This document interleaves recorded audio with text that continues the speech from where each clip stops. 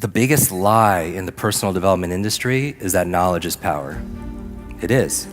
It's just you feel like you got points because you signed up for a seminar or a webinar, you bought a book and it sits on your shelf. The truth is, what people don't tell you is all the podcasts, coaching, conferences, online programs, none of it works unless you work, right? Is that fair to say? Like you can't read a book on doing like push-ups and get benefit from that. It just doesn't work, right? So you have to do the work. I'm asking myself, how can I use this? And I'm coming up with all these ideas. And then I'm asking, why must I use this? Because if it's not a must, you're not gonna do it because you have plenty of other things to do. Is that fair? Head, heart, hands. You could think about things in your mind, set goals in your head and affirmations, KPIs, your objectives. But if you're not acting with your hands and you're procrastinating, you're wasting your most valuable asset, which is your time.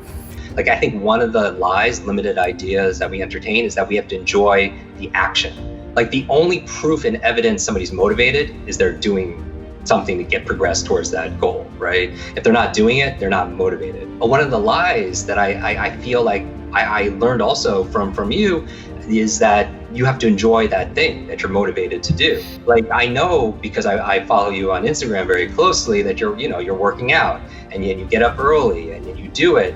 But I asked you one time, do you enjoy it?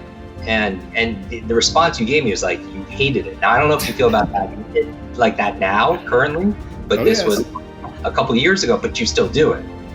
So nobody could question motivation because you're still doing that early in the morning when you dislike it. So it's a lie that you have to enjoy that thing. Like, every morning, I take cold showers, I take ice bath every freaking morning, right? Without fail, I never ever miss it. And I hate it. I hate every moment of it. I grew up in the Northeast. I hate it, but I do it because I have a reason.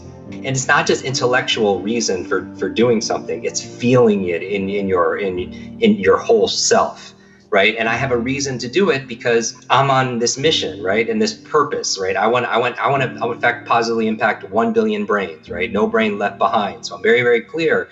So my reason is there, and it's not just intellectual, and it's not just pleasurable. I feel like the pain of who I would let down if I don't do this. Like, I feel it because I'm that person.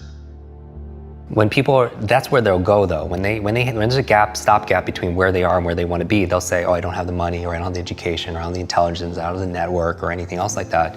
And what you know, as for all incredible success you've had and the value you've created for the world, is that it's not about resources, right? Because we know a lot of people who didn't have any resources that were able to impact the world.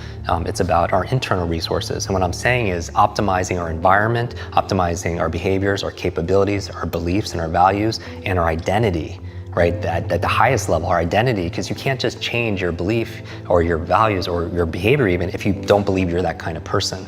Because if we don't believe that we're a public speaker, or we're a great parent, or we're a great learner or genius, then we'll never be able to reach our full potential, because that will always be the ceiling that we bump up against. They call it the two smallest words in the English language, but they're the two most powerful words in the English language. It's I am. Right, I am, because whatever you put after that determines your destination or your destiny, right? And I think your identity is who you believe you are, right? You know all the 5 W's and the H we learned back in school. The identity is who somebody is. When we're talking about beliefs and values, that's the why they do what they do. When we're talking about capabilities, that's the how, right? That's the habit, right? The skill acquisition. When we're talking the behavior, that's the what they're doing, right? And then when we're talking about environment, that's really the where and the when, right? So I'm always going back with, if I want to create change, create a new habit, create a new level of learning for somebody, I'm addressing those different levels. And if I ignore one with somebody else or myself, then it's not going to stick, right? Because you're not going to have that congruency where it becomes second nature. And so going back to this, I think if I'm modeling genius, and genius leaves clues, I'm thinking about, okay, where are they and when are they doing these things? So certain people are early birds, some people are night owls. So I could teach people, I teach people how to read 1 book a week. I really think leaders are readers, that in order to stay competitive in today's day and age, if somebody has decades of experience and they put it into a book, and you can sit down and read that in a few days, download decades into days, I mean, I'm preaching to the choir for everyone who's watching, but that's a superpower, right? That's a huge advantage. And so I'm thinking about, but some people, when I'm telling them to practice, and I get these results in about 4 or 5 weeks, where it's permanent, where they can read 300% faster with the same or better comprehension. Essentially read something in 20 minutes that normally takes normal people an hour. Right. But the reason why, but you have to practice. But some people will practice at inopportune times of the day and they won't get the same results. So part of it is the self-awareness, knowing what they call your chronotype, when's the optimal time to do this. Depending on your body type, there's certain times of the day it's better to work out. There's better times of the day to be able to make love. There are better times of the day to be able to read, to check email, to ask for a raise. So I would think about like if geniuses find their element, their sweet spot, and they set up their routines and their rituals throughout the day to be able to align with their time when they're most productive, right? If they not have a lot of energy in the morning, working out is probably not as good as doing it some other time. So the when and the where, and setting up your environment for success, because all your triggers are there that allow them. So I think geniuses set themselves up. So for example, they have their laptop, but they only use their laptop for work, and it's anchored, that's part of their environment, it's anchored to get them into flow states to be able to write or be productive. They don't use their laptop to binge on Netflix. Right? They have an iPad that they use when they do that, because that's the state that they want to anchor for that, and they don't use that iPad to do work.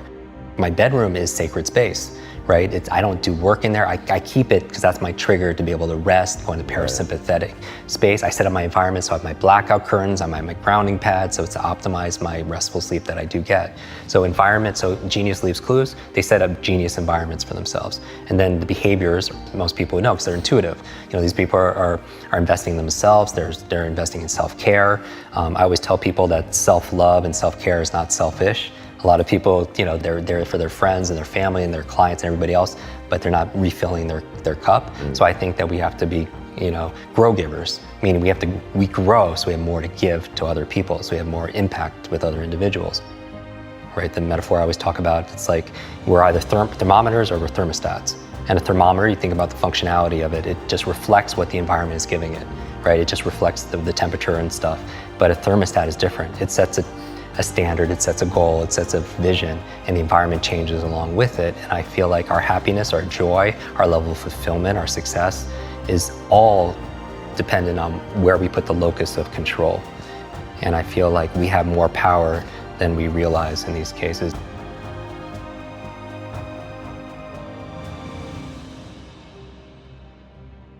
Some of those successful geniuses, and I say geniuses, I'm not talking about IQ, right? I'm talking about an incredible, artist. I'm talking about an athlete. I'm talking about an advocate, in some area.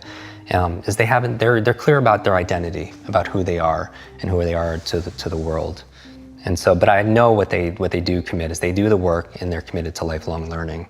And I feel like that learning, I always tell people, and we had this conversation, that if knowledge is power, then learning is your superpower.